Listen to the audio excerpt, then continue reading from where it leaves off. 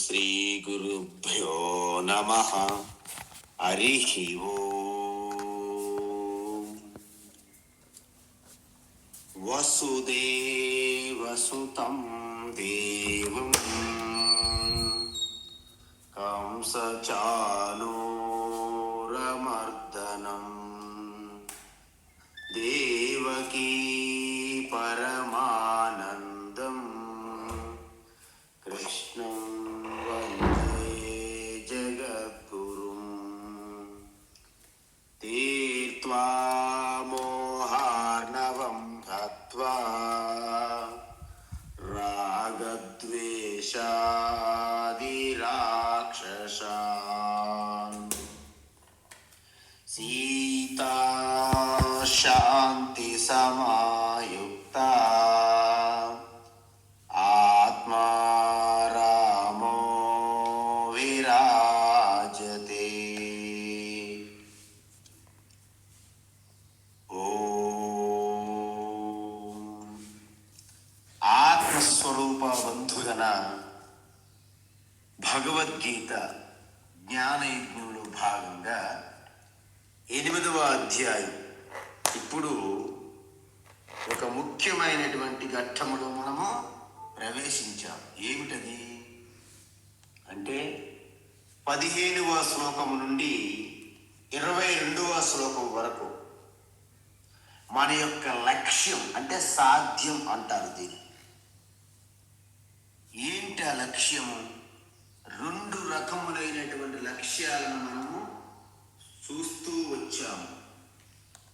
ఒకటి తాత్కాలికమైనటువంటి ఈ దేశ కాలంలో అంతర్భాగంగా ఉన్న లక్ష్యాలు, అంటే ఐశ్వర్యము, సంపదలు, మనుష్యులు, సంబంధాలు, పేరు ప్రతిష్టలు, ఇవన్నీ కూడా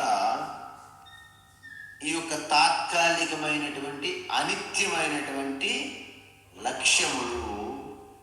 అవే పూర్తిగా మనము ఈ యొక్క ధర్మార్థ కామ 3గా విభజిస్తారన్నమాట. అయితే మీరు అనవచ్చు, అర్థము అంటే ధనము, సంపదలు కదా, మరి కామం అంటే కోరికలతో భోగములు అనుభవించడు కదా. ఈ 2 అయితే అనిత్యములు, క్షణికములని వింటున్నాము, చూస్తూ ఉన్నాము. కానీ ధర్మము కూడా అనిత్యము, క్షణికము ఎట్లు అగును స్వామి అని మీరు ప్రశ్నించవలెను.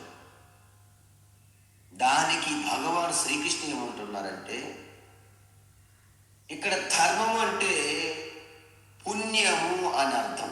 మనం చేసే మంచి కార్యక్రమాలు, కర్మల వలన మనకి పుణ్యము ఉత్పన్నమవుతున్నది.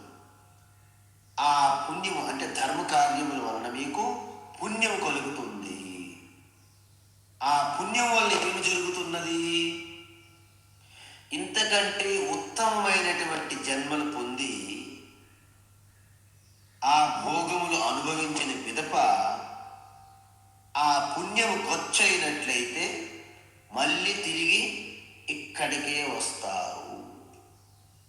క్షీణే పుణ్యే మత్యలోక విశంతి అని చెప్పారు. అంటే ఏంటి? మీ యొక్క ఆ పుణ్యం ఖర్చు అయితే మళ్ళీ తిరిగి ఎక్కడికి వస్తారు? మత్యలోకంలో పడతారు. అందువలన ఇది తాత్కాలికమైనటువంటి లక్ష్యము. దీంట్లో మీకు ఏమొస్తుంది? సుఖం అనేది తాత్కాలికంగానే కనిపిస్తుంది. శాంతి అప్పుడప్పుడు ఒక పికిల్లాగా, ఏదో తద్వోజనం ఆవకాయతే పెరుగన్నంత తీసుకుంటారో అలా అప్పుడప్పుడు సుఖము, ఆనందం అనిపిస్తూ ఉంటుంది. తర్వాత భద్రత అంటారా, అనేక ఇన్సూరెన్స్ వాళ్ళు ఎంటపడుతుంటారు. ఒక్కొక్కసారి మనకి క్షణంలో మనం ఎక్కడికో గాలి తేలిపోతాం. అప్పుడు ఏ ఇన్సూరెన్సులు మనల్ని కాపాడలేవు. కాబట్టి ఈ తాత్కాలికమైనటువంటి ప్రపంచంని మనం లక్ష్యంగా పెట్టుకుంటే ఇలా తాత్కాలికమైనటువంటి ఫలితమే మనకి వస్తున్నది. మరి శాశ్వతమైనది ఏమిటి స్వామి? శాశ్వతమైనది ఒక్కటే ఉంది, అనేకం ఉండవు. అది కేవలము ఈశ్వర. అందువలన ఆ ఈశ్వరుని పట్టుకుంటేనే మనకి శాశ్వతమైనటువంటి ఆ ఆనందము కలుగుతుంది. ఎప్పుడూ తరగదు. శాశ్వతమైనటువంటి శాంతి, శాశ్వతమైనటువంటి భద్రత. ఎందుకంటే భద్రత కావాలి. ఈ మూడు ఎక్కడ ఉంటాయి శాశ్వతంగా? శాశ్వత తత్వమైన ఈశ్వరులో ఉంటాయి. సో ఈశ్వరుని మనం పట్టేసామనుకోండి, ఇంక చిన్నవాడి గురించి మనం యాతన, ఆందోళన, అలజడి, టెన్షను మనము పొందాల్సిన పని లేదు. ఇంతకుముందు మీకు ఒకసారి చెప్పాను, గుర్తుందా? ఒక రాజుగారి యొక్క జన్మదిన ఉత్సవం. అందరికీ ఏమి కావాలంటే ఇస్తున్నారు. చివరికి ఒక సర్వెంట్ లేడీ రాజుగారు ఇవ్వలేరని అలాగ చివరికి ఉండడము, అందరూ బలవంతం చేసి అమ్మగారిని ముందుకు పంపించడము, రాజుగారు మళ్ళీ ప్రతిజ్ఞ చేయడము, ఏది అడిగినా ఇస్తానని. చివరికి రాజుగారి చేతితో తన మెడలో మంగళసూత్రం కట్టమని ఆవిడ అడగడము. చూసారా? అంటే కోరుకున్నామంటే అల్టిమేట్ లక్ష్యాన్ని కోరుకోవాలి ఎప్పుడైనా మనం. అంతే తప్ప ఏటి చిన్న చితక పకోడీ, గులాబ్ జామ్స్, మా పిల్లల ఉద్యోగం, మా బాబు వివాహం, మా వారి గుంట్లో బాగోలేదు, ఇవన్నిటి కోసం అంత అనంతమైన శాశ్వతమైన ఈశ్వరుని తీసుకుంటారా? మీ ప్రయత్నాలు మీరు చేస్తూ ఉంటే ఇవన్నీ తీరుతూ ఉంటాయి. ఎందుకంటే ఆయన మీకంటే కనీసం ఒక మిల్లీ అంగుళం కూడా మీకంటే దూరంగా లేరు. మీలోనే ఉన్న, బయట లోపల అంతః ఉన్నది కదా, స్థిత అంతః బహిః తత్సర్వం వ్యాప్య నారాయణ స్థిత. కాబట్టి ఈ విషయం మనం తెలుసుకోవాలి. అందుకే అవ్యక్త స్వరూపము అన్నాం. ఏంటి అవ్యక్తము? యావత్తు సృష్టి, ఈ కనిపిస్తున్న స్థూల సృష్టి వ్యక్త స్వరూపం ఈశ్వరుని యొక్క. మళ్ళీ అవి బీజ రూపంలోకి వెళ్తే దాన్ని మాయా స్వరూపంగా ఉన్న అవ్యక్తం అంటారు. ఈ రెండింటికంటే విలక్షణంగా ఉన్నది అంటే వ్యక్తము కాదు, అవ్యక్తము కాదు. ఈ రెండింటికంటే విలక్షణంగా ఉన్న ఇంకొక అవ్యక్త స్వరూపాన్ని పరమాత్మ ఈశ్వర, దానినే అక్షర అని అంటారు. ఎవరు? ఆ జ్ఞానులు, విజ్ఞానులు, మహాత్ములు, ఋషులు, యోగులు దానిని అక్షరము అంటారు. ముండకోపనిషత్తులో అక్షరం గురించి చెప్పాము. ఇలా అంటారు, దానిని పొందడమే పరమాంగతి. పొందడమే ప్రయాణం కాదు. ఆభరణము నేను బంగారం అని తెలుసుకోవడమే బంగారాన్ని పొందడము అని లెక్క. అయితే అలా తెలుసుకుంటే ఏమవుతుంది? తెలుసుకుంటే ఆభరణమే బంగారం అయిపోతుంది. సరే, ఆభరణం బంగారం అయిపోయింది, ఏమవుతుంది? మళ్ళీ నేను ఆభరణం అనే ఆ భ్రమలోకి పడదు. చూసారా? ఎం ప్రాప్య నా నివర్తంతే. ఎప్పుడైతే మీ హృదయస్థములోనే స్ఫురిస్తున్నటువంటి ఆ చైతన్య, శుద్ధ చైతన్యమే ఈశ్వర అని మీకు అవగతం అయినప్పుడు, మళ్ళీ నేను ఈ పరిచ్ఛిన్నమైనటువంటి ఒక వ్యక్తి ఇంటి యజమానురాలుగా భావన, భ్రమ పోతుంది. తద్ధామ పరమం మమ. ఏ స్థితిలోకి వెళ్ళి మీరు లయమైపోయారో, ఇంకా వెనుకకు రావడానికి వీలు పడదు, అదే నా యొక్క పరం ధామం, నా స్వరూప స్థానం అని భగవాన్ శ్రీకృష్ణ చెబుతున్నారు. ఏ లోకానికి వెళ్ళినా మీరు తిరిగి వస్తారు. ఎందుకు తెలుసా? ఈ 14 లోకములు కూడా దేశకాలానికి పరిమితమై ఉన్నాయి. అందుకే యావత్ సృష్టి అంతా మ్యాటర్ అండ్ ఎనర్జీ. అంటే ఈ స్థూలంగా వ్యక్తమై ఉన్నటువంటి ప్రపంచాన్ని మ్యాటర్ అంటారు. అవ్యక్తంగా కనిపించిన దానిని ఎనర్జీ అంటారు. అందుకే శాస్త్రవేత్తలు కూడా బాగా కన్ఫ్యూజ్ అయిపోతుంటారు ఒక్కొక్కసారి. ఈ చైతన్యము కాన్షియస్నెస్ అంటే ఎనర్జీ కదా అంటారు. కానీ వేదాంతులు అంటారు, వాళ్ళు మహాదేవంతులు కాబట్టి ఎనర్జీ కూడా ట్రాన్స్ఫార్మర్ మారిపోతుంది. You can transfer one energy to another form. ఎందుకు? Matter or energy cannot create, cannot destroy, but you can convert one form to another, can transfer. అందువలన ఈ ఎనర్జీ కూడా ఈ మాయలో ఉన్నటువంటి త్రిగుణాత్మకమైనటువంటి ఈ అవ్యక్త స్వరూపమే. అందుకే ఈ యొక్క ఎనర్జీ మ్యాటర్ రెండు కూడా దేశకాలం అంతర్పద, టైమ్ అండ్ స్పేస్. ఈ సృష్టిలో కాలములో అంతర్భాగం ఉన్న ప్రతి ఒక్కటి కూడా అనిత్యం. అందుకే మీకు బ్రహ్మాజీ కూడా అనిత్యం అని చెప్పామా? ఎందుకు? బ్రహ్మాజీ కాలం మనం లెక్కించాం అంటే కాలములో ఉన్నదంతా కూడాను అశాశ్వతం, అనిత్యం. అది తెలుసుకోవాలి. మరి శుద్ధ చైతన్యము అవ్యక్తము, వ్యక్తానికి విలక్షణమైనటువంటి ఇంకా అక్షర స్వరూపం అని ఈశ్వర, అది దేశకాలకు అతీతం. ఆ స్పేస్, టైమ్ అండ్ స్పేస్ అంటే దేశ కాలాలు కూడా ఆ ఈశ్వర తత్వము నుండి వచ్చాయి కాబట్టి వాటికంటే వాటికి బాపు అంటే వాటికంటే కారణమైనటువంటి ఆ ఈశ్వర సమయానికి అతీతం. అందుకే కాలోకి కాల్ మహాకాల్ అంటారు, దేవుకి దేవ్ మహాదేవ్. అందువలన ఆ మహాకాలులకి ఈ కాలంలో ఎటువంటి మార్పులు కలగవు. అందువలన అయితే మరి ఆ యొక్క ఈశ్వరుని పొందితే ఏమవుతుంది?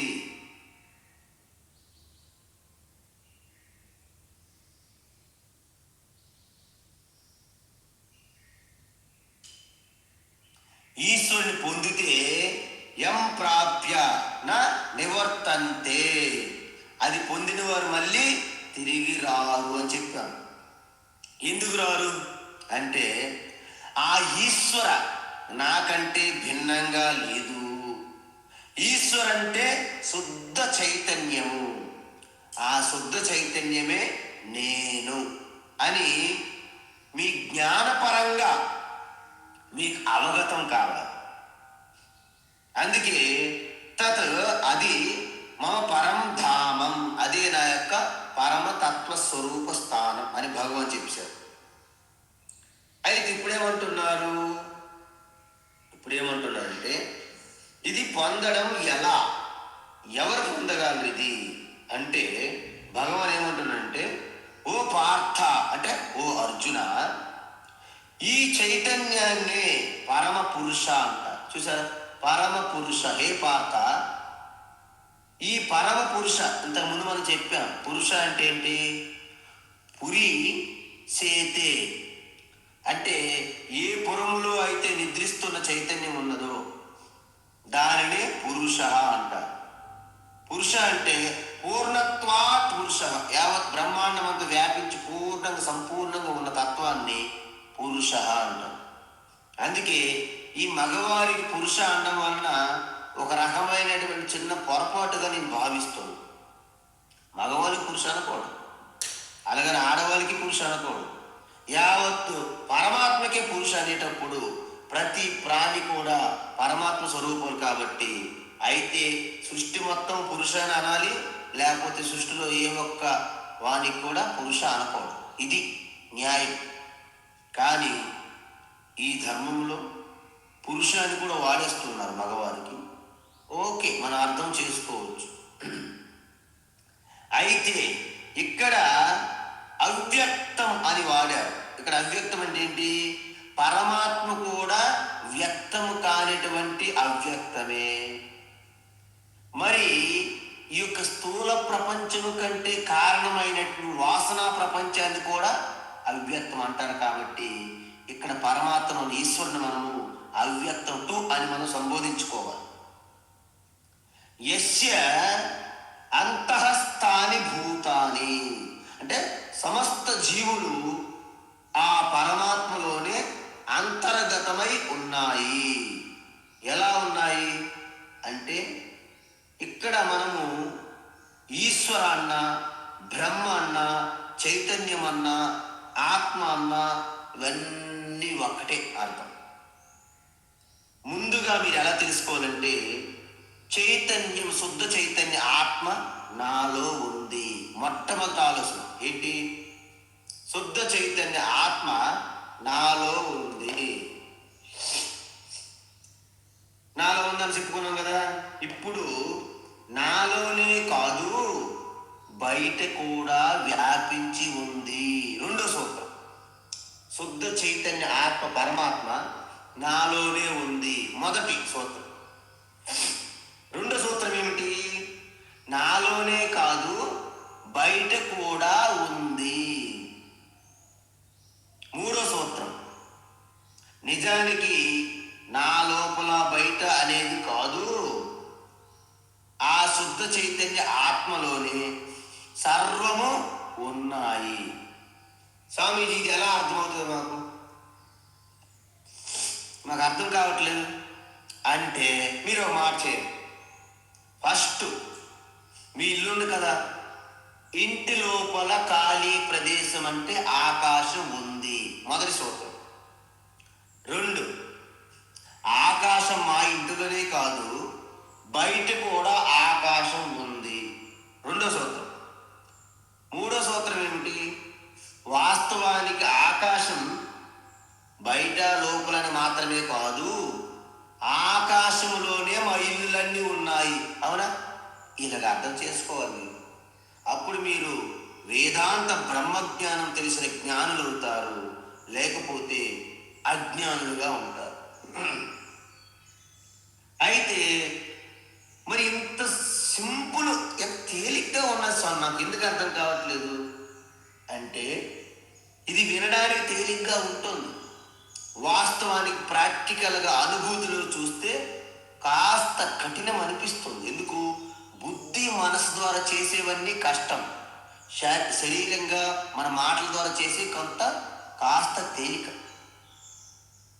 అందువలన మీరు ఒకటి చూడండి, విశ్వాధారం గగన సదృశం అంటే విశ్వాధారం గగన సదృశం అని అనుకోండి. దాని అర్థం ఏంటండి?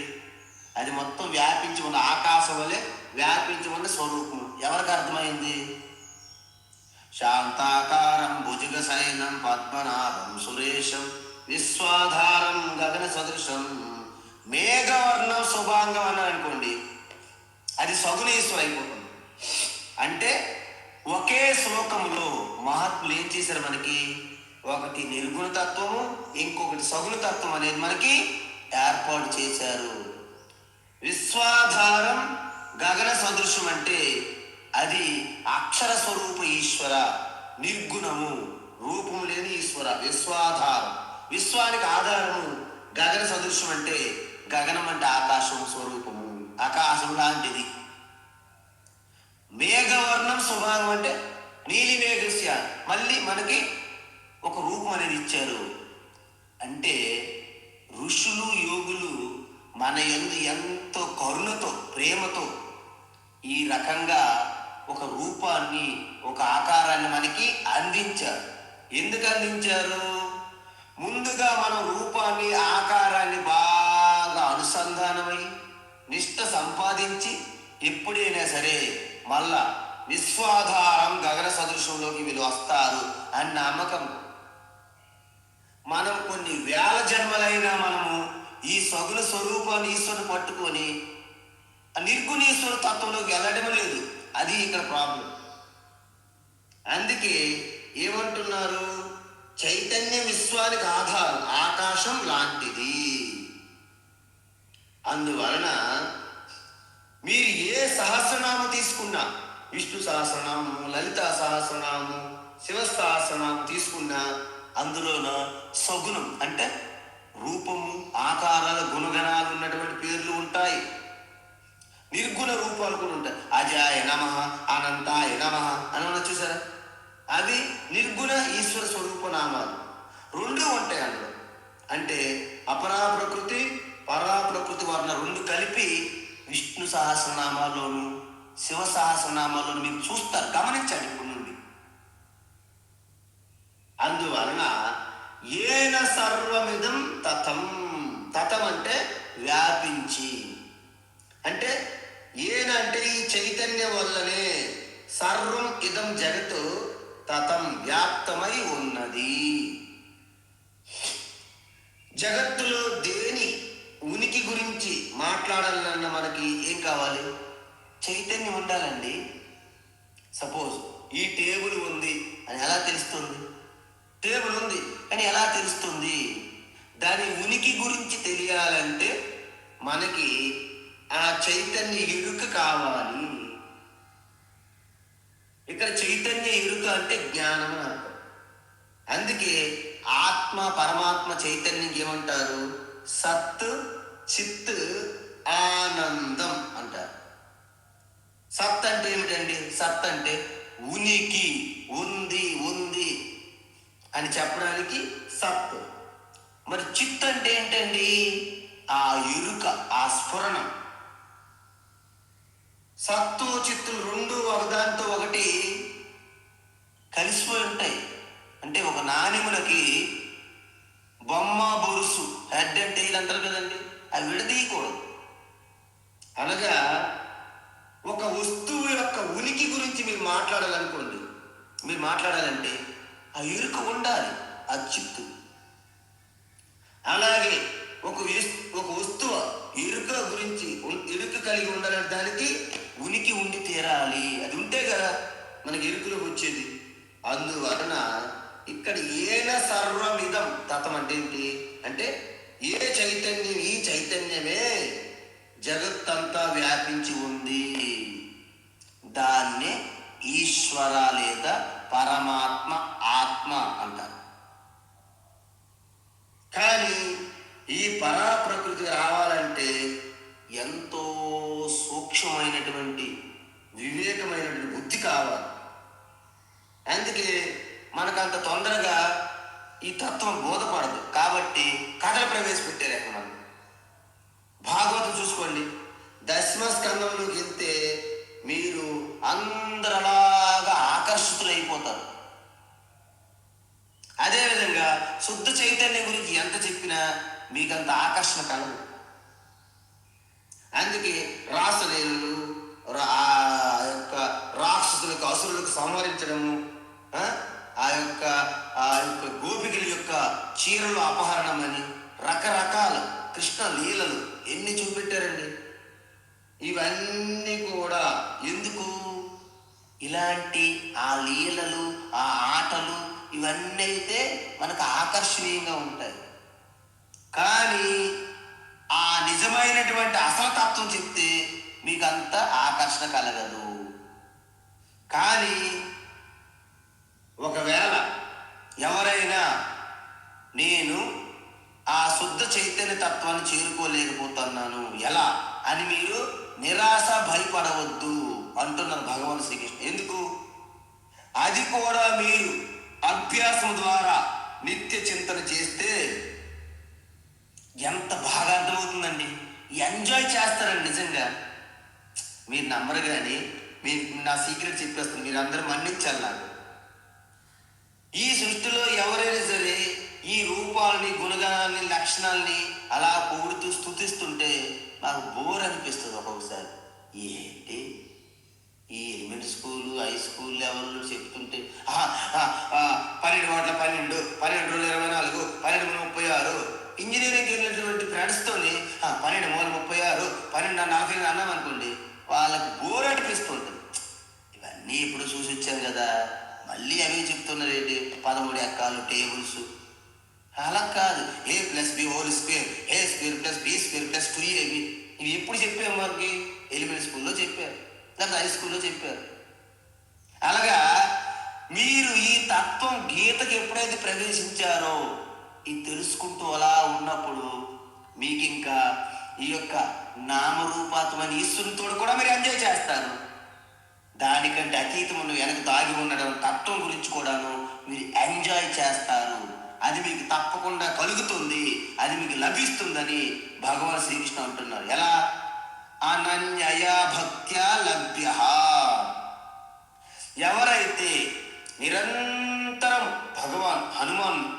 హనుమాన్ రూపాన్ని పట్టుకొని నిరంతరం హనుమాన్ సేవలో ఆ యొక్క చింతనలో తప్పిస్తూ ఉపాసన చేస్తే ఖచ్చితంగా ఒకరోజు ఆ రూపం లేని హనుమాన్ స్వరూపాన్ని నువ్వు చేరుకుంటావు అని భగవాన్ ఇక్కడ ప్రామిస్ చేస్తున్నారు. ఎందుకు? అనన్యయా భక్త్యా లభ్య. కేవలం హనుమాన స్మరణ, కేవలం రామ రామ రామ రామస్మరణ, కేవలం కృష్ణ, కేవలం శివ, ఆ తత్వాన్ని పట్టుకొని దీర్ఘకాలం పాటు ఉంటే మీకు తెలియకుండానే మీలో ఒక ఆ జ్ఞాన ప్రకంపన, ఆ స్ఫురణ కలుగుతుంది. మీకు ఆ నిర్గుణ స్వరూప ఈశ్వరు కూడా లభ్యమవుతుందని చెప్తున్నారు.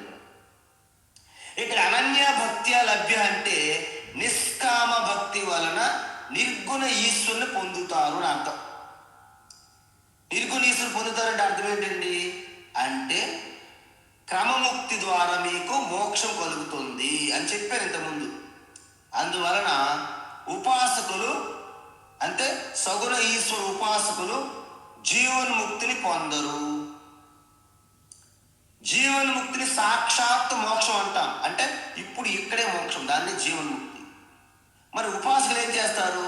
బ్రహ్మలోకానికి వెళ్ళి బ్రహ్మాజీ దగ్గర ఆత్మజ్ఞానం పొంది అక్కడ మోక్షం పొందుతారు. దాన్ని క్రమముక్తి అంటారని ఇంతవరకు మనం చెప్తాం. అదేవిధంగా మనము ఈ 15 నుంచి 22 శ్లోకాల వరకు 2 లక్ష్యాల గురించి చెప్పేశాను కాబట్టి ఇంకో విషయం మర్చిపోకూడదు. ఇక్కడ ఆత్మజ్ఞానం గురించి భగవాన్ చెప్పట్లేదు, మీకు ముందే చెప్పాను. కర్మ, ఉపాసన, వీళ్ళిద్దరి గురించి చెప్తున్నాను. అయితే ఈ రెండింటి కూడాను 2 మార్గాలు ఉన్నాయి. ఏంటవి? 2 రకాల సాధనలు చేస్తే 2 రకాల సాధ్యాలు ఉన్నాయి కదా. మరి 2 రకాల లక్ష్యాలు ఉండేటప్పుడు 2 రకాల సాధనలు ఉండాలి. అందుకే భగవాన్ ఏమంటున్నాడంటే యది సాధ్యద్వయం వర్తతే తరిహి మార్గద్వయం అపి స్యాత్. అంటే 2 లక్ష్యములు ఉన్నప్పుడు వాటి కోసం 2 మార్గాలు ఉండాలి కదా అని అడిగారు. అయితే భగవాన్ ఏమంటున్నారు? ఉన్నాయి అంటున్నారు. ఏంటి ఉన్నాయి 2 మార్గాలు? ఆ 2 మార్గాల గురించి ఇప్పుడు చెబుతున్నారన్న, స్టార్ట్ చేశారన్న. యత్ర కాలే త్వనావృత్తిం, యత్ర కాలే త్వనావృత్తిం, యత్ర కాలే త్వనావృత్తిం, ఆవృత్తిం చైవ యోగినః, ఆవృత్తిం చైవ యోగినః, ఆవృత్తిం చైవ యోగినః, ప్రయాతాయాంతి తం కాలం, ప్రయాతాయాంతి తం కాలం, ప్రయాతాయాంతి తం కాలం, వక్ష్యామి భరతర్షభ, వక్ష్యామి భరతర్షభ, వక్ష్యామి భరతర్షభ, యత్ర కాలే త్వనావృత్తిం, ఆవృత్తిం చైవ యోగినః, యత్ర కాలే త్వనావృత్తిం, ఆవృత్తిం చైవ యోగినః, యత్ర కాలే త్వనావృత్తిం, ఆవృత్తిం చైవ యోగినః, ప్రయాతాయాంతి తం కాలం, భరతర్షభా. ప్రయాతాయాంతి తం కాలం వక్ష్యామి భరతర్షభ. ప్రయాతాయాంతి తం కాలం వక్ష్యామి భరతర్షభ. ఉత్తమం. అయితే ఇంత ముందు శ్లోకంలో ఏం చెప్పారు? అయితే ఈ అక్షర పరమాత్మ ఏదైతే ఉందో అది వ్యక్తంకి అవ్యక్తానికి విలక్షణంగా అతీతంగా ఉన్నది కాబట్టి దాన్ని చేరుకుంటే మళ్ళీ తిరిగి రారని చెప్పారు. కానీ మరి చాలా కష్టం కదా, మరి ఎలా పొందగలము అంటే మీరు అనన్య భక్తి చింతనతో నిష్కామ ఉపాసన చేయడం వలన కాలక్రమేణా ఈ సృష్టంతా కూడా ఏ పరమాత్మ యందు అంతస్థాని భూతాన్ని ఆ పరమాత్మ యందు అంతర్గతమై ఉన్నాయో ఈ సృష్టి అంతా ఏ పరమాత్మ యందైతే వ్యాపించి ఉన్నదో ఆ పరమాత్మని మీరు సులభంగా పొందగలరు. ఎప్పుడు? మీరు అనన్య భక్తి ద్వారా పొందుతారని చెప్పారు. అయితే ఇక్కడ 2 మార్గాల గురించి చెప్పబోతున్నారు. ఏంట మార్గాలు? ఒకటి, కర్మల ద్వారా అనేక కర్మలు చేయడం వలన. రెండవది ఉపాసన ద్వారా.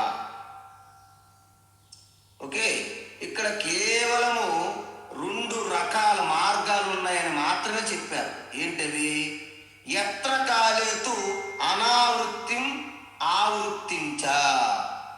అంటే ఏ మార్గంలో అయితే ఈ యోగులు కర్మయోగులు ఉపాసన చేసేవారు 2 రకాలు ఉన్నారు. కర్మయోగం అంటే కర్మలు అంటే అనేక యజ్ఞయాగాలు చేసినటువంటి వారు వారి పుణ్యం వలన వారు ఏ లోకాలకు వెళ్ళినా మళ్ళీ ఆ వృత్తి మళ్ళా తిరిగి వస్తారు. కానీ అత్యంత ఉపాసన చేస్తారు కదా, నిష్కామ ఉపాసన, ఈశ్వర ఉపాసన రూపం మీద చేస్తారు. కానీ తీవ్రమైనటువంటి నిష్కామ ఉపాసన చేయడం వలన వాళ్ళు అనావృత్తి, వాళ్ళు తిరిగి రారు. మరి ఏమవుతారు అక్కడ బ్రహ్మదేవుని దగ్గర ఆత్మజ్ఞానం పొంది అక్కడ నుండి అటుపోతారు అన్నమాట, మోక్షం పొందుతారు. వాళ్ళని క్రమముక్తి పొందారు అంటారు. ఆ మార్గాల విషయం గురించి, వాటి యొక్క కాలం, వాటి యొక్క సమయం, వాటి యొక్క వివరాల గురించి చెప్తాను. వక్ష్యామి, ఇప్పుడు నేను వాటి గురించి చెప్తాను అంటున్నాను. అందువలన ఇప్పుడు భగవాన్ ఏమన్నారంటే, ఓ అర్జున, 2 రకాల మార్గాలను మనము ఇప్పుడు నీకు తెలియజేస్తాను. వక్ష్యామి, చెప్తాను. ఏంటి? ఎత్ర కాలే యోగిన ప్రయాతాః యాంతి. ఇక్కడ ప్రయాత అంటే 2 మార్గాల్లో వెళ్ళే ఆ యొక్క ఉపాసకులు కర్మయోగులు ఇద్దరు కలిసి, అంటే ప్రయాణికులు అనమాట, అది యాత్రికులు. ఇక్కడ కాలే అంటే కాలం కాదండి, ఇక్కడ కాలే అంటే 2 మార్గాలు. ఏంటి మార్గాలు? ఒకరు కర్మల ద్వారా వెళ్ళి తిరిగి వచ్చే మార్గం ఒక ఉంది. అలా కాకుండా మనస్సు ద్వారా ఉపాసనలు చేస్తారు. శివ ఉపాసకులు, గాయత్రి ఉపాసకులు, హనుమాన్ ఉపాసకులు, గణపతి ఉపాసకులు, అనేక రకాల ఉపాసకులు ఉంటారు. కాళీమాత, కాళీ ఉపాసకులు. వాళ్ళు ఉపాసన చేసిన వాళ్ళు తిరిగి రారు. అక్కడ నుండి శాశ్వతమైన పరమాత్మ పొందుతారు క్రమంగా, క్రమముక్తి ద్వారా. అయితే ఆ 2 మార్గాలు ఏమిటి? ఒకటి అనావృత్తి, రెండవది ఆవృత్తించ ఏవా. ఇవే 2 మార్గాలు. అనావృత్తం అంటే తిరిగి రానిటువంటి స్థానం, గతి. ఆవృత్తం అంటే మళ్ళీ వెనక్కి వచ్చే గతి. సింపుల్. మనం డబ్బులు సంపాదించుకొని అమెరికా వెళ్ళాం చూడడానికి. మీకు టైం అయిపోయింది, డబ్బులు ఖర్చు అయిపోయింది, మీరు వచ్చేస్తారు. కొంతమంది కొంచెం డబ్బులు కూడా ఉంటాయి, అలాగే ఏదో ఒక సాఫ్ట్వేర్ ఎంఎస్ కోర్స్ చేసి వెళ్తారు. వాళ్ళు అమెరికాలో ఉంటూ అలాగే అక్కడ కూడా కొన్ని చదువులు, కొన్ని స్కిల్స్, శిక్షణ పొంది డబ్బులు అయిపోయినా అక్కడే జాబ్ పొంది భారతదేశం తిరిగి రారు కదా. అక్కడే గ్రీన్ కార్డు, సిటిజన్షిప్ అంటూ ఆ అమెరికాలోనే సెటిల్ అయిపోతారు. అంటే కేవలం డబ్బులు పట్టుకుని విజిటింగ్కి వెళ్ళేవాళ్ళు ఆ వృత్తి. మరి వీసా తీసుకొని అక్కడ ఉద్యోగం చేస్తూ బిజినెస్ చేస్తూ అమెరికాలో స్థిరపడితే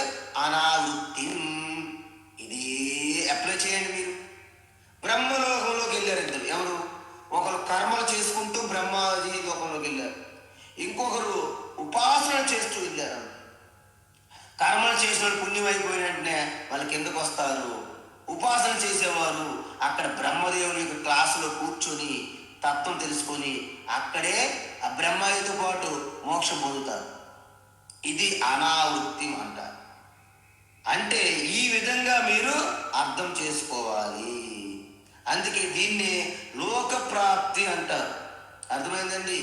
తం కాలం అహం వక్ష్యామి. ఇలా నిత్యము అనిత్యము ఆ ప్రాప్తి, నిత్య ప్రాప్తి అనిత్య ప్రాప్తి ఇచ్చే 2 రకాల మార్గాల గురించి నేను నీకు వివరంగా చెప్తాను, విను అర్జున అంటున్నాను.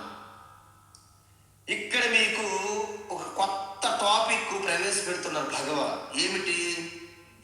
ఈ మార్గాలకు ఇంతవరకు పేర్లు పెట్టలేదు, కానీ ఇప్పుడు పేర్లు పెడుతున్నారు భగవాన్. అంటే ఏంటి? 1 శుక్ల మార్గము, 2 కృష్ణ మార్గము. శుక్లం అంటే మీ అందరికీ తెలుసు, శుక్లపక్షము కృష్ణపక్షము. శుక్లపక్షం అంటే ప్రకాశవంతమైనది, కృష్ణపక్షం అంటే చీకటి అని అర్థం. శుక్ల మార్గం అనేది క్రమముక్తినిస్తుంది మీకు. ఎందుకు? ఎవరైతే ఉపాసన చేసి ఆ శుక్ల మార్గం ద్వారా బ్రహ్మలోకి వెళ్తారో అక్కడి నుండి వారు మోక్షం పొందుతారు. కాబట్టి దానిని క్రమముక్తి అంటారు. దాన్నే జ్యోతి మార్గము లేదా ప్రకాశ మార్గము అంటారు. మరి కృష్ణ మార్గం ఏం చేస్తుంది? కృష్ణ మార్గం కూడా స్వర్గాది లోకాలకు తీసుకువెళ్ళినా మళ్ళీ వెనక్కి పంపేస్తుంది. దానికి చీకటి మార్గం అన్నారు. దాన్నే కృష్ణ మార్గము లేదా పితృయానం. శుక్ల మార్గానికి ఏమంటారు? దేవయానం అంటారు. వీటి గురించి మనం ఇప్పుడు చూస్తున్నాము. అగ్నిర్జ్యోతిరః శుక్లః. అగ్నిర్జ్యోతిరః శుక్లః. అగ్నిర్జ్యోతిరః శుక్లః. షణ్మాసా ఉత్తరాయణం. షణ్మాసా ఉత్తరాయణం. షణ్మాసా ఉత్తరాయణం. ఉత్తరాయణం. తత్ర ప్రయాతా గచ్చంతి. తత్ర ప్రయాతా గచ్చంతి. తత్ర ప్రయాతా గచ్చంతి. బ్రహ్మ బ్రహ్మవిదో జనాః. బ్రహ్మ బ్రహ్మవిదో జనాః. బ్రహ్మ బ్రహ్మవిదో జనాః. అగ్నిర్జ్యోతిరః శుక్లః. షణ్మాసా ఉత్తరాయణం. అగ్నిర్జ్యోతిరః శుక్లః. షణ్మాసా ఉత్తరాయణం. అగ్నిర్జ్యోతిరః శుక్లః. షణ్మాసా ఉత్తరాయణం. తత్ర ప్రయాతా గచ్చంతి. బ్రహ్మ బ్రహ్మవిదో జనాః.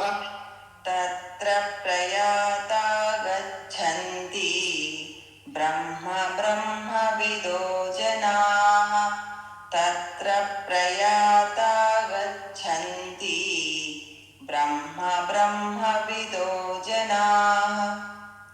ఉత్తమం. అయితే ఇప్పుడు మీకు చెప్పాను కదా, మొదటి మార్గం గురించి చెప్తున్నారు.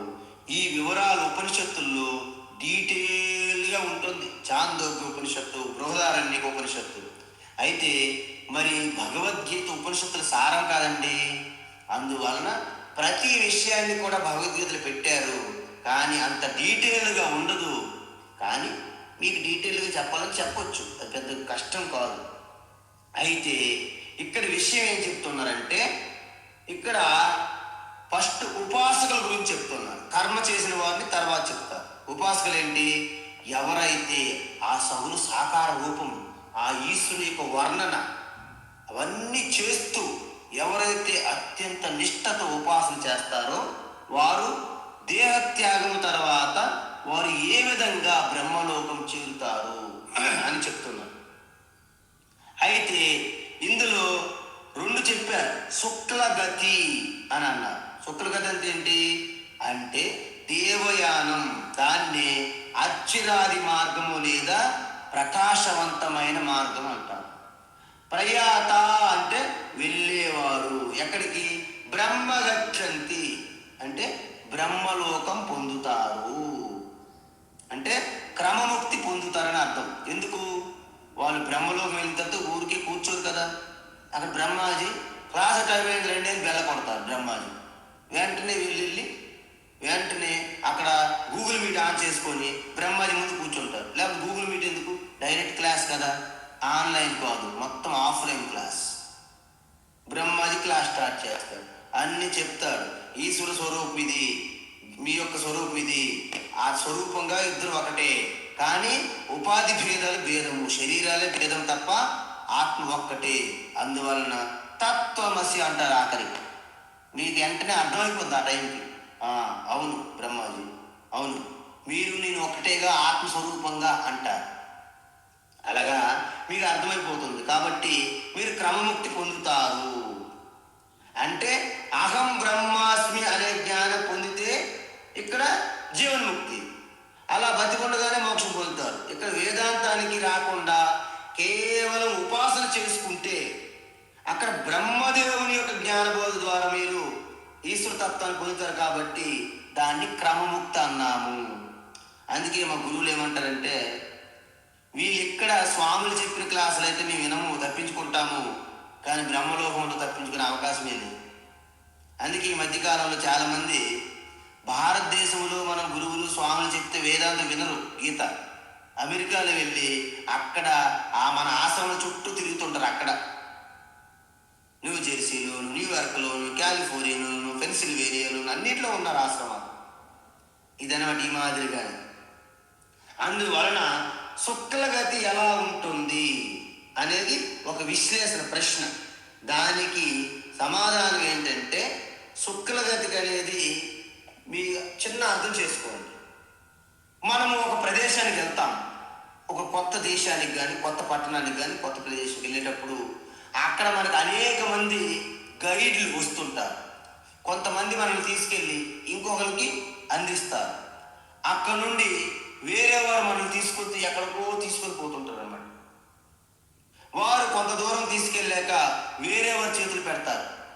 వారు మిమ్మల్ని మరి కొంత దూరం తీసుకొని వెళ్ళి వేరే వారికి అప్పగిస్తారు. ఆ విధంగా మీకు ఈ ఉపాసన చేసి దేహత్యాగం చేసిన వాళ్ళకి అనేక దేవతల మధ్యలో వచ్చి సహాయాన్ని చూపెడతారు. ఎందుకు? మనకు తెలిసిన దారి కాదు కదా, అది కొత్త దారి, కొత్త మార్గం. ఇదేమైనా అమీర్పేట కోటి అనుకున్నారా డైరెక్ట్గా వెళ్ళి వచ్చేదానికి? కాబట్టి అనేక దేవతలు వస్తాయి మధ్యలో మిమ్మల్ని సహాయాన్ని అందించడానికి. అందువలన ఆ దేవతలు ఎవరు అనేది ప్రశ్న. ఆ దేవతలు ఎవరంటే అగ్నిహి దేవత. అగ్నిదేవత ఒకటి. మొట్టమొదటి ఆ నిష్కామ ఉపాసకులకి శరీర త్యాగం తర్వాత అగ్నిదేవత ఒకటి వస్తుంది. ఏంటి అగ్నిదేవత? ఆ అగ్నిదేవత వచ్చి జ్యోతి అంటే జ్యోతిర్దేవతకి అప్పగిస్తుంది. జ్యోతిర్దేవత తీసుకుని వెళ్తూ దేవత అంటే పగటి పూట, అంటే పగటి పూట అని కాదు, పగలు అనే ఒక దేవత ఉంది. పగలు దేవత అంటారు దాన్ని, పగటి దేవత. పగటి దేవతకి అందిస్తున్నది. ఆ పగటి దేవత ఏం చేస్తుంది? తను కూడా శుక్లపక్ష దేవతకి అందిస్తుంది. శుక్లపక్ష దేవత చూడండి, మనకి శుక్లపక్షం కృష్ణపక్షం అంటాం కదండి. శుక్లపక్ష దేవతకి అందిస్తుంది. తర్వాత ఉత్తరాయణ దేవత అని ఒకటి ఉంటుంది. ఉత్తరాయణ దేవతకి ఆఖరికి అందిస్తున్నది. అంటే మొట్టమొదటిసారిగా మీకు అగ్నిదేవత పట్టుకొని జ్యోతిర్దేవతకి ఇస్తుంది, జ్యోతిర్దేవత పట్టుకొని పగటి దేవతకి ఇస్తుంది, పగటి దేవత పట్టుకొని శుక్లపక్ష దేవతకు అందిస్తుంది. శుక్లపక్ష దేవత నుండి ఉత్తరాయణ దేవతకి అందిస్తుంది అన్నమాట.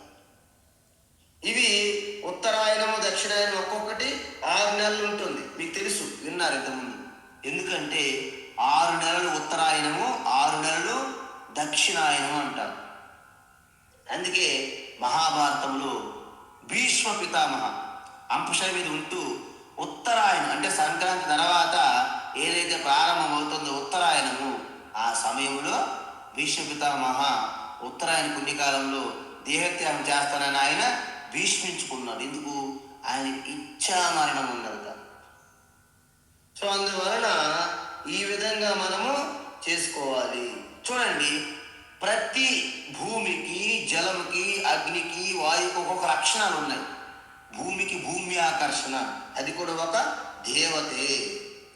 అందువలన యావత్తు సృష్టిలో ఉన్నటువంటి అన్ని వేరు వేరు దేవతలందరికీ ఒక అధిష్టాన సమష్టి దేవత ఉంది. ఏంటది? హిరణ్య గర్భ అని చెప్పాను ఇంతకుముందు. ఇప్పుడు ఈ మార్గములో వెళ్ళడానికి అర్హులెవరు అని అడిగారా మీరు? మీకు డౌట్. ఎందుకంటే ఇప్పుడే మనం చెప్పాను నేను, ఎవరు పెడతారు వాళ్ళు ఈ మార్గంలో వెళ్ళలేరండి, అది కష్టం. అందువలన బ్రహ్మవిద జనా ప్రయాత గచ్చంతి అంటే, బ్రహ్మవిద అంటే ఎవరు? ఎవరైతే నిరంతరం సగుణ ఈశ్వర, అదరం మధురం అని అంటాం కదా, ఆ యొక్క గుణగణైక నిలయం, అఖిలాండ కోటి బ్రహ్మాండ నాయక, నీలమేఘ శ్యామ, త్రిశూలధారి, అవన్నీ మనం చెప్తాం.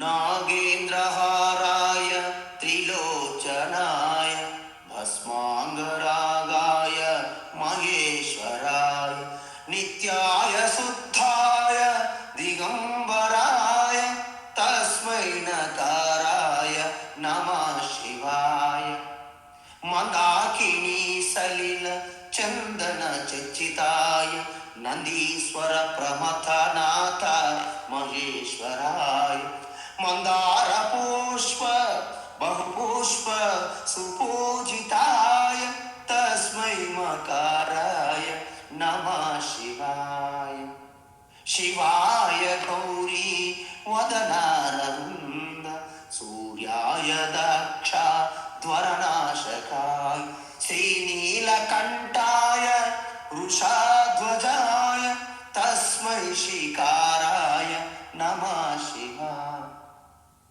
యజ్ఞస్వరూపాయ జటాధరాయ పినాకస్తాయ సనాతనాయ. చూసారా, ఇవన్నీ కూడా సగుణ ఈశ్వర శివ ఉపాసకులు ఉంటారు కదా.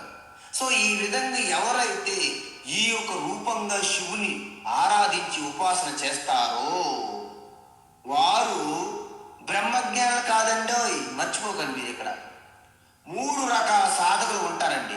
ఎవరు?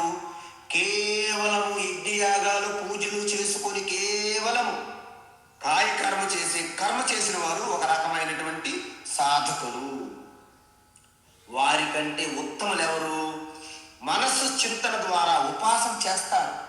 ఆ యొక్క కరారవిందే అంటే మొత్తం చూసారు, మొత్తము ఆ యొక్క బాలకృష్ణుని అలాగా ఊహించుకోవడం, ఆ యొక్క మాత కాళీమాత శక్తిని ఊహించుకోవడం రూపంగా వాళ్ళని ఉపాసన చేసేవారు ఉపాసకులు అంటారు. 3వ రకం సాధకులు ఎవరు? ఆత్మస్వరూప తత్వం తెలుసుకున్నవారు. వారి మార్గాలు కూడా వారి సాధన తగ్గట్టుగానే ఉంటాయండి. ఇది మీకు లెక్క. అందువలన కర్మలు చేసేవారు, కేవలం కర్మలు చేసేవారు శుక్లగతిలో వెళ్ళలేరు. ఎందుకంటే వాళ్ళకంత సాధ్యం కాదు. కృష్ణగతిలో వెళ్ళే వాళ్ళంటే పుణ్యం క్షీణించగానే వెనక్కి నెట్టేస్తారు. చలో చలో చలో చలో చలే జాओ అప్పుడు టైం అవగే అంటారు, వీసా టైం అయిపోయింది అంటారు. అందువలన వాళ్ళకి క్రమముక్తి రాదు, జీవన్ముక్తి రాదు. ఎవరికి? కేవలం కర్మలు చేసి వర్గంకి వెళ్ళిన వాళ్ళకి. అదేవిధంగా జ్ఞానం, ఆత్మజ్ఞానం పొందారని మీరు ఇప్పుడే మోక్షం పొందుతారు, జీవన్ముక్తులు అయిపోతారు. సో మీకు మరణించాక విదేహముక్తి ఉంటుంది కాబట్టి మీకు ప్రయాణము ఉండదు. అత్ర బ్రహ్మ సమశ్నుతి అంటారు ఉపనిషత్తులు. ఎప్పుడైతే దేహత్యాగం అయిందో అక్కడికక్కడే మోక్ష విదేహముక్తి, ఇంకా ప్రయాణము లేదు, క్రమముక్తి లేదు. మరి క్రమముక్తి ఎవరికి అంటే ఉపాసన చేసే వాళ్ళకి. వాళ్ళకి జీవన్ముక్తి రాదు, విదేహముక్తి రాదు. కానీ శుక్లగతి ద్వారా బ్రహ్మలోకానికి వెళ్ళి అక్కడ చతుర్ముఖ బ్రహ్మ ద్వారా ఆత్మజ్ఞానం పొంది క్రమముక్తి పొందుతారు. అంటే ఉపాసనకి ఏంటంటే అన్ని రకాల రుచులు కావాలి. ఉపాసకులు అంటే ఏంటి? అన్ని రకాల రుచులు కావాలి. ఇక్కడ ఈశ్వరు యొక్క ఉపాసన చేస్తారు, బ్రహ్మలోకానికి వెళ్తారు. నేను బ్రహ్మ ద్వారా వింటాను ఆత్మజ్ఞానం, నీవేవి చిన్న లోకల్ స్వామి దగ్గర నేను ఎందుకు వింటాను అని వాళ్ళు వినరని మాట. అందువలన బ్రహ్మ ద్వారా కూడా సేమ్ ఇదే గీతా జ్ఞానం వింటూ అక్కడ మోక్షం పొందుతారన్నమాట. అయితే ఇప్పుడు ఒక డౌట్ వచ్చింది మనకి. ఏంటి ఆ డౌటు? ఈ మార్గం వెళ్ళేవారు కేవలము నిష్కామ సగుణ ఈశ్వర ఉపాసకులు. అంటే ఏంటి? హనుమాన్ యొక్క స్వరూపం మనోజవం మారుతతుల్య వేగం జితేంద్రియం బుద్ధిమతావరిష్టం వాతాత్మజం వానరయోధ ముఖ్యం శ్రీరామదూతం శరణం ప్రపద్యే కర్పూర గౌరం కరుణావతారం సంసార సారం భుజగేంద్రహారం సదా వసంతం హృదయారవిందే భవం భవానీ సహితం నమామి రామాయ రామభద్రాయ రామచంద్రాయ వేద. ఇవన్నీ కూడా సగుణీశ్వర ఉపాసకులు. వీళ్ళు శుక్ల ద్వారా వెళ్తారని చెప్పారు. అయితే మరి కర్మ చేసిన వాళ్ళు కర్మిష్ఠులు ఏ మార్గంలో వెళ్తారు? అది రేపు చూద్దాం. హరి ఓం తత్సత్. సర్వం శ్రీకృష్ణార్పణమస్తు.